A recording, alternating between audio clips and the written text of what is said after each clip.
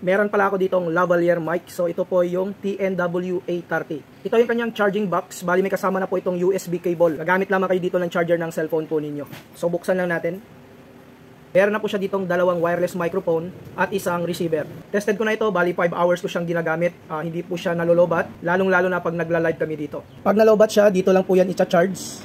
Magnetic na po yan, at kung malobat naman yung kanyang charging box, so kailangan po ninyo ng charger ng cellphone po ninyo. Actually meron na po itong noise cancellation, pero ipaparinig ko na lamang sa inyo kung okay ba para sa inyo yung ganitong klaseng lavalier mic. Ito yung kanyang receiver, so sa receiver na ito, hindi nyo na kailangan po itong i-charge. Sa microphone niya pala, pwede itong i-clip at pwede nyo rin gamitin yung kanyang magnetic. So ngayon timing, no, medyo maingay sa labas, so susubukan natin yung ganitong klaseng lavalier mic kung no-noise cancellation po siya, kung paano niya makancel yung mga ingay sa labas. So isaksak ko lang dito yung kanyang receiver. Nakasaksak na yan yung kanyang receiver.